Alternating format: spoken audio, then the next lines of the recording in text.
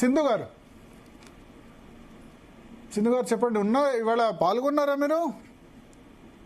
పాల్గొన్నానండి. నమస్కారం భరత్ గారు. నమస్కారం. సో చెప్పండి, ఏంటి నిరుద్యోగుల దృష్టిలో ఎవరు, కాంగ్రెస్ బెటరా, బీఆర్ఎస్ఆ, లేకపోతే ఇప్పటి వరకు ట్రై చేయని భారతీయ జనతా పార్టీ?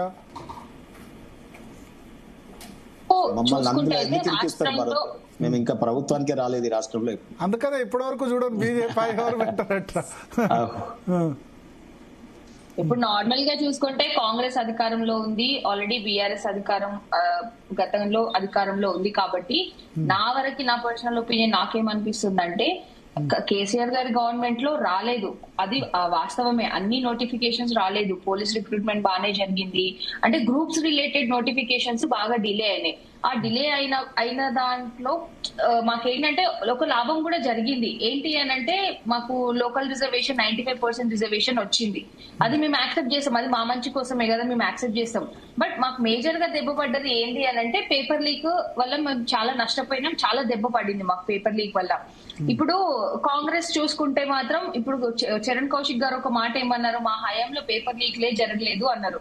నేను అడుగుతున్నా, అసలు మీరు ఏ నోటిఫికేషన్స్ ఇచ్చారని పేపర్ లీకులు జరుగుతాయి?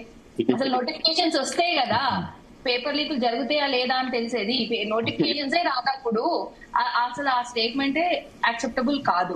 ఇంకొకటి ఏమన్నారు, గ్రూప్ 1 రిలేటెడ్ 563 వేకెన్సీస్ ఉన్న నోటిఫికేషన్ ఇచ్చినామన్నారు. అందులో 503 ఇచ్చింది బీఆర్ఎస్ గవర్నమెంటే కదా, దానికి 60 మాత్రమే యాడ్ చేసింది కాంగ్రెస్. ఇప్పుడు వాళ్ళు కరెక్ట్ గా ఎగ్జామ్ పెట్టి ఉంటే గ్రూప్ 1 మీద అన్ని కేసులు ఎందుకు పడతాయండి? నేను ఇంకొక మాట చెప్తా, వీళ్ళు ఏమంటారు, కోర్ట్ కేసెస్ అన్ని క్లియర్ చేసి మేము ఎగ్జామ్స్ సాఫీగా రిక్రూట్మెంట్ జరిగేలా చూసామని చెప్పిండ్రు.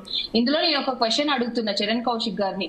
కోర్ట్ కేసెస్ క్లియర్ చేశారు కదా, అసలు ఆ కోర్ట్ కేసులు వేసింది ఎవరు? ఒకసారి తీసి చరిత్ర తిరిగేసి చూడండి. బల్మూర్ వెంకట్ గారు కదా కోర్టు కేసు వేసింది. సెకండ్ టైం గ్రూప్ 1 క్యాన్సిల్ అవ్వడానికి ముఖ్య కారణం బల్మూర్ వెంకట్ గారు కదా. EO notification related court case వేస్తే మొన్నటి వరకు వాళ్ళు కాంగ్రెస్ ప్రభుత్వంలోకి వచ్చిన తర్వాత కూడా దాని గురించి కొట్లాడడానికి నిరుద్యోగులు చాలా ఇబ్బంది పడినారు. ఆయన ఎందుకు అప్పుడు కేసు వేశాడు, ఆయనకి రాజకీయ ఉద్యోగం వచ్చిన తర్వాత దాన్ని వదిలేశాడు.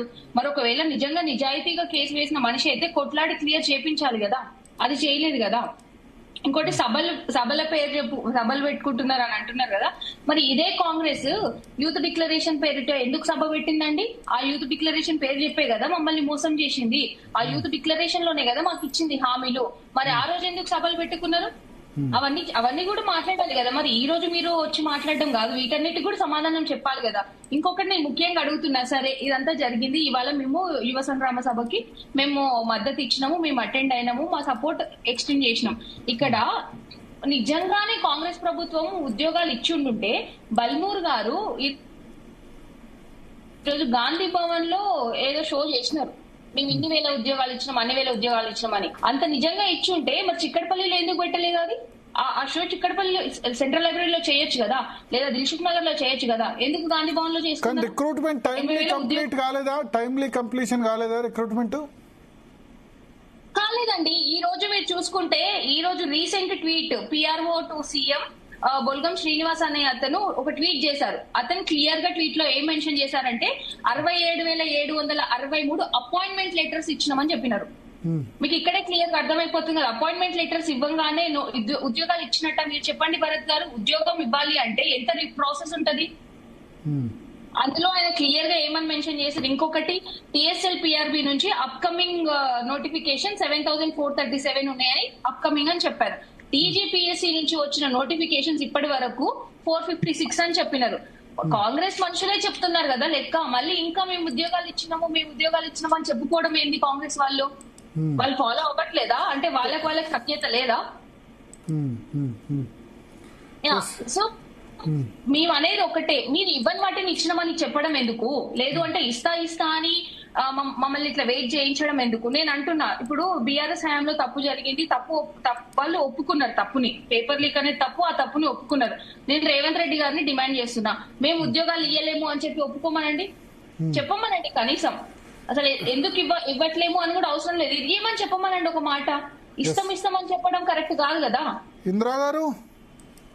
ఇందిరానాయక్ గారు భరతన్నకు ముందుగా నమస్కారములు.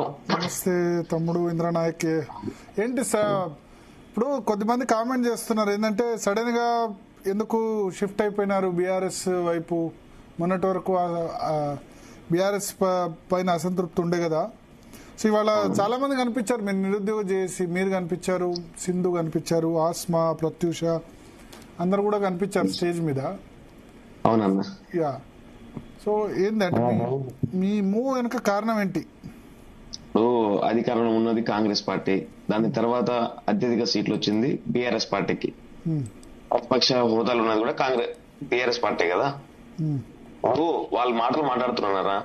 ఒక మంత్రి 50,000, ఒక మంత్రి 60,000, ఒక మంత్రి 70,000. మొన్న అసెంబ్లీ సమావేశాల్లో బట్టి విక్రమార్క గారు 16,600 చిల్లర ఉద్యోగాలు ఇచ్చిందంటే ఎవరి మాట నమ్మాలి? మీరు నిజంగా మీరు ఇచ్చిన ఉద్యోగాలన్నీ చరణ్ కౌశిక్ గారు సూటిగా ఒక ప్రశ్న అడుగుతున్నారు. అన్న మీరు ఇచ్చిన ఉద్యోగాలు ఏంటని ఒక్కసారి మీరు చెప్పగలుగుతారా అన్న? మీరు ఎన్ని ఉద్యోగాలు ఇచ్చారు ఇప్పుడు దాకా? అంటే మీ లెక్క ఎంత? ఎందుకంటే మీ మంత్రులు ఒక మాట మాట్లాడుతారు కదా. మీరు ఎన్ని ఉద్యోగాలు ఇచ్చారు ఏమైనా ఐడియా ఉందన్న మీకు? చరణ్ కౌశిక్ గారు ఉన్నారా? 67,000 అని చెప్పారు కదా ఇవాళ. సీఎం పిఆర్ఓ ట్వీట్ చేశారని చెప్పారు కదా, 67,000. అదేనా నేను అదే సూటిగా అడుగుతున్నాను. కాంగ్రెస్ పార్టీ ఎమ్మెల్యేలు గాని, మంత్రులు గాని, చరణ్ కౌశిక్ గారు ఉంటే చూడండి, లైవ్ లో కలపండి.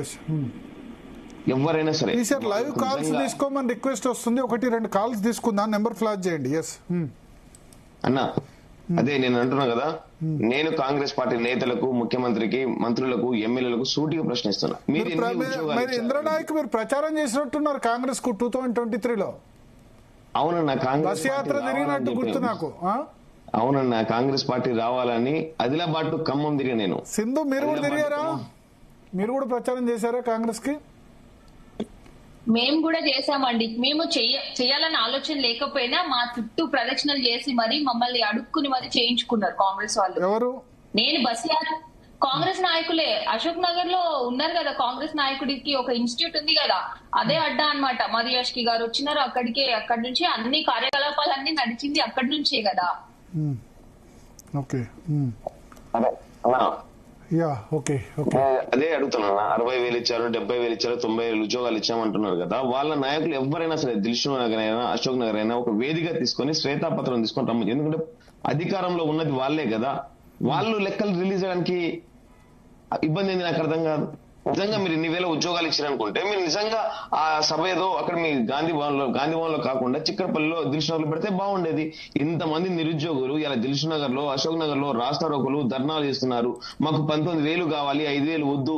ఆ 5,000 ఉద్యోగాలు ఇస్తే రంగారెడ్డి, మేడ్చల్ మల్కాజ్గిరి, హైదరాబాద్ కి 3,000 ఉద్యోగాలు పోతే మిగతా 2,000 ఉద్యోగాలు మిగతా 30 జిల్లా నిరుద్యోగులు అన్యాయం అయిపోతారని చెప్పేసి గత 20 రోజులుగా ధర్నాలు చేస్తుంటే కనీసం ఒక ఎమ్మెల్యే అయినా, ఒక మంత్రి అయినా మాట్లాడారన్న? ఆ రోజు మా నోట్ల కోసం, ఆ ఓటు కోసం బెల్లం చుట్టూ ఈగ లెక్క అశోక్ నగరు, దిల్షుక్ నగరు మా చుట్టూ తిరిగి కదన్నా. మరి ఇప్పుడు నేనేం చెప్తున్నా అంటే, నిరుద్యోగులకు నా సలహా, రాజకీయ పార్టీలు చెప్పే మాటలు నమ్మొద్దు. వీళ్ళు వచ్చినా వాళ్ళు వచ్చినా, ఇంకా నెక్స్ట్ బీజేపీ వచ్చినా ఎవరు ప్రభుత్వ రంగంలో ఉద్యోగాలు కల్పించలేరు. ప్రభుత్వ ఉద్యోగాలు కావాలని మాత్రమే పెట్టుకుంటే, మేము ప్రైవేట్ లో ఉద్యోగాలు చేస్తున్నాం, మంచిగానే ఉన్నాం. ప్రభుత్వ ఉద్యోగాలనే పెట్టుకుంటే కాదు. ఒకటి, ఈ రాజకీయ పార్టీలు ఏంటంటే చంద్రమండలంలో ఉద్యోగాలు ఇస్తాయని కూడా చెప్తాయి. ఓకే, సో రాజకీయ పార్టీలు నమ్మొద్దు వాళ్ళు. ఎందుకంటే రాజకీయ పార్టీలు హామీలు ఇవన్నీ లేవు. చంద్రమండలంలో 2 బెడ్రూమ్ కాదు 3 బెడ్రూమ్ కట్టిస్తాను ఇంకోళ్ళు అంటారు. లేకపోతే 2 కోట్ల ఉద్యోగాలు కాదు 3 కోట్ల ఉద్యోగాలు కూడా కల్పిస్తామని అంటారు. కాబట్టి నిరుద్యోగులకు ఏంటంటే, మీరు ఈ పార్టీ ఆ పార్టీ అని కాకుండా అయిపోయింది. గవర్నమెంట్ ఉద్యోగాలు లేదా సాఫ్ట్వేర్ ఉద్యోగాలు కావాలంటే ప్రైవేట్ రంగంలో కూడా అయిపోయింది.